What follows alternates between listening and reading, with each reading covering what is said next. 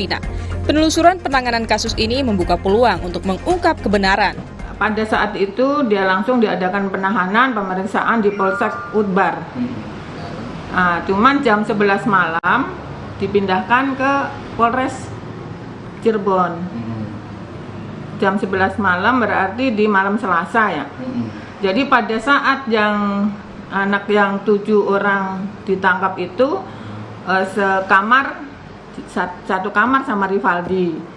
Cuma sama penyidik mengatakan mereka tidak kenal sama sekali, tidak saling kenal. Hanya kata penyidik, polisi lah, nggak tahu petugas ya, kita ngomong apa, penyidik bukan penyidik ya. Itu Andika, mereka ngomong termasuk si kliennya Bu Titin siapa? Sudirman mengatakan tidak, saya juga tidak kenal gitu. Jadi dia bukan Andika tapi disuruh seolah-olah dialah Andika gitu. Pakar hukum pidana dari Universitas Pelita Harapan, Jamin Ginting berpendapat, jika memang ditemukan pelanggaran prosedur dalam penyidikan kasus pembunuhan Vina, sejumlah polisi yang bertugas saat itu dapat disangsi. Ia berharap polisi terbuka ke publik terkait soal ini. Dengan dia melaporkan kepada Propam, itu artinya prosedur yang dilaluinya pada saat dia ditetapkan sebagai tersangka, dia anggap tidak sesuai.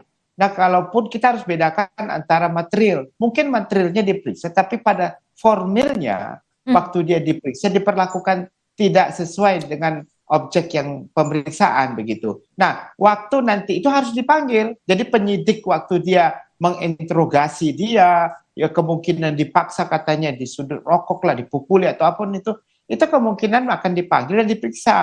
Jangan-jangan ada dilakukannya seperti itu, dan itu tidak ada kaitan dengan material putusan dia menjadi terpidana begitu. Nah, nantinya kalau dapat dibuktikan ya bolehlah dikatakan sanksi kepada para penyidik yang melakukan.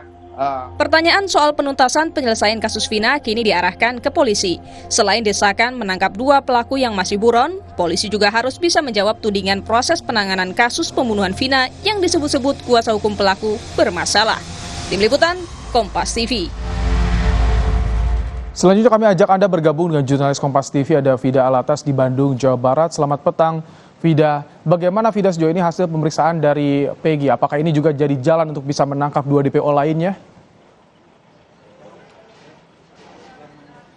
Ya, selamat petang Ibrahim dan juga saudara. Kalau saat ini penyidikan mendalam ini masih terus dilakukan oleh pihak kepolisian, utamanya ini adalah pihak dari Ditreskrimum Polda Jabar terkait kasus pembunuhan dan juga dugaan ruda paksa Vina Cirebon pada tahun 2016 lalu, pasca ditangkapnya 1 orang warga Cirebon bernama Peggy Setiawan yang ini diduga merupakan salah satu dari 3 DPO yang selama 8 tahun ini diburu oleh pihak kepolisian terkait kasus Vina Cirebon ini.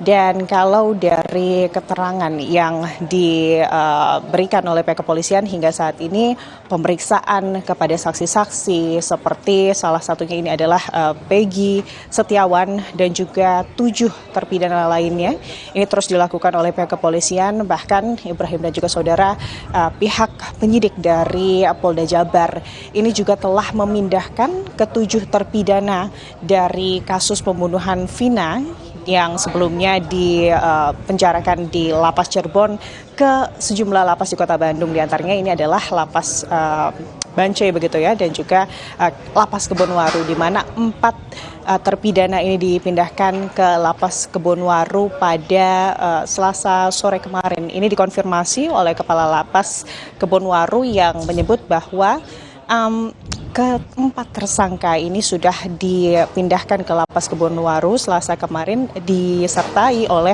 pihak penyidik dari Ditreskrimum Polda Jabar. Proses ini Ibrahim dan juga saudara tentunya dilakukan untuk kemudian mempermudah proses penyidikan pasca ditangkapnya 1 orang terduga pelaku. Karena ini juga perlu digarisbawahi Ibrahim dan juga saudara, Peggy atau Perong seorang warga Cirebon yang kemudian diamankan oleh pihak kepolisian pada malam tadi. Ini statusnya hingga saat ini masih terduga pelaku. Untuk itu pemeriksaan lebih lanjut inilah yang menjadi fokus dari penyidik.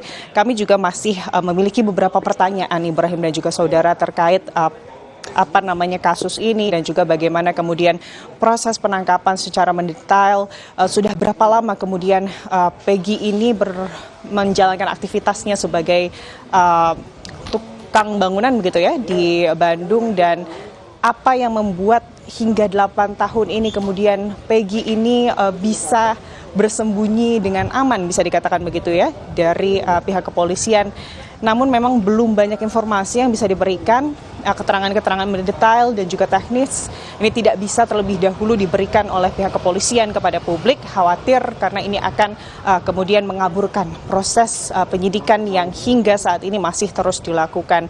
Namun pihak kepolisian tentunya berjanji kepada media, awak media dan juga publik secara umum untuk kemudian bisa segera memberikan konferensi pers resmi jika kemudian proses penyidikan ini sudah selesai dilakukan. Tentunya harapan kita semua, Ibrahim dan juga saudara, dengan tertangkapnya atau diamankannya satu orang yang diduga DPO dari kasus Vina, apalagi kalau kita melihat informasi yang selama ini diberikan oleh pihak kepolisian dan juga berseliweran begitu ya, di mana Peggy ini atau Peggy Setiawan ini diduga ini merupakan otak dari kasus pembunuhan dan juga dugaan ruda paksa Vina Cirebon. Dan kita juga ingin tahu tentunya apakah kemudian dengan ditangkapnya Peggy ini atau berhasil diamankannya Peggy ini, teka-teki atau misteri terkait kemudian kebenaran dari masih adanya 3 pelaku lain dari kasus pembunuhan Vina ini benar adanya, karena ini jugalah yang masih menjadi pro dan kontra dan juga masih diperdebatkan. Bahkan kalau kita menilik ke belakang, pihak kepolisian dari Polda Jabar juga menetapkan adanya informasi mengenai 3 DPO ini juga masih berdasarkan informasi yang diberikan oleh ke-8 terpidana yang sebelumnya ini diketahui memberikan keterangan pada saat diperiksa di Polres Subang begitu ya. Baik. Dan juga tidak beberapa lama atau selang beberapa lama ini juga kemudian dicabut. Inilah yang kita masih tunggu bersama, Ibrahim. Baik, terima kasih Vida Alatas untuk laporan Anda langsung dari Bandung, Jawa Barat. Saudara.